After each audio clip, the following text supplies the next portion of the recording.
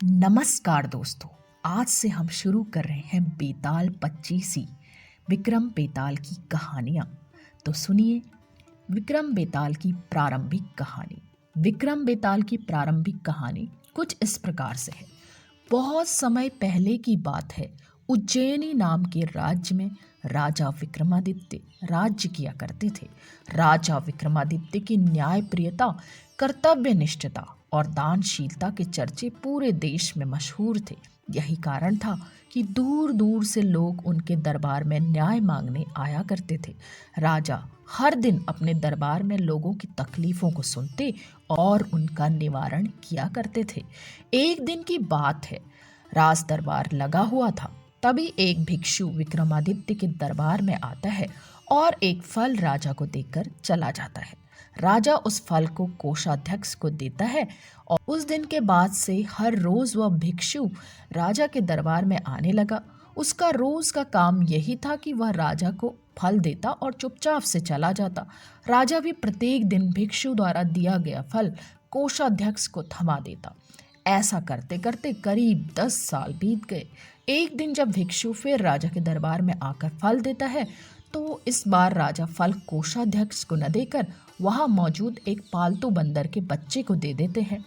यह बंदर किसी सुरक्षा कर्मी का था जो छूटकर अचानक राजा के पास आ जाता है। बंदर जब इस फल को खाने के लिए तोड़ता है तो उस फल के बीच में से एक बहुमूल्य रत्न निकलता है। इस रत्न की चमक को देख राज दरबार में मौजूद सभी लोग हैरत में पड़ जाते हैं। राजा भी यह नज़ारा देखकर आश्चर्य में पड़ जाते हैं।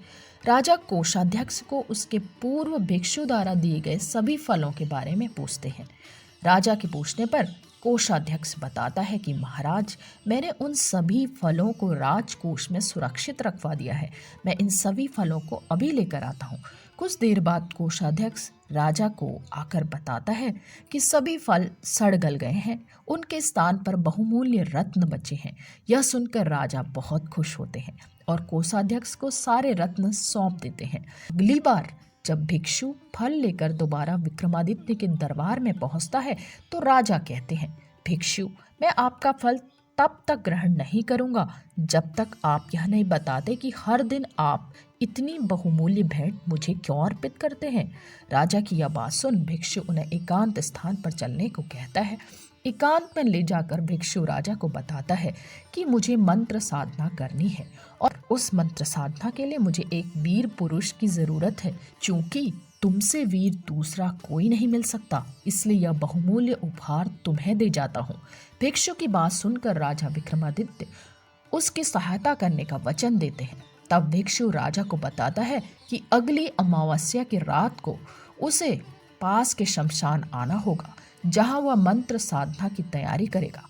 इतना कहकर भिक्षु वहां से चला जाता है।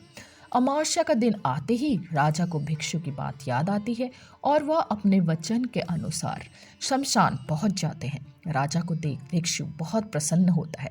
भिक्षु कहता है, हे राजन, तुम यहाँ आए, मैं बहुत खुश हुआ कि तुम्हें तुम्हारा वचन याद रहा।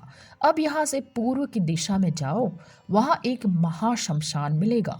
उस महाशमशान में एक शीशम का एक विशाल वृक्ष है। उस वृक्ष पर एक मुर्दा लटका हुआ है। उस मुर्दे को तुम्हें मेरे पास लेकर आना है। भिक्षु की बात सुनकर राजा सीधे उस मुर्दे को लाने चल देते हैं। महाशमशान में पहुंचने के बाद राजा को एक विशाल शीशम के पेड़ पर एक मुर्दा लटका हुआ दिखाई देता है। राजा अपनी तलवार खींचते हैं और पेड़ से बंधी डोर को काट देते हैं।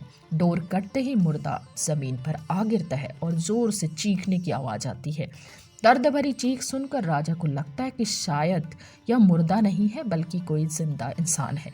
थोड़ी देर बाद जब मुर्दा तेजी से हंसने लगता है और फिर पेड़ पर जाकर लटक जाता है तो विक्रम समझ जाते हैं कि इस मुर्दे पर बेताल चढ़ा है। काफी कोशिश करने के बाद विक्रम बेताल को पेड़ से उतार अपने कंधे पर टांग लेते हैं।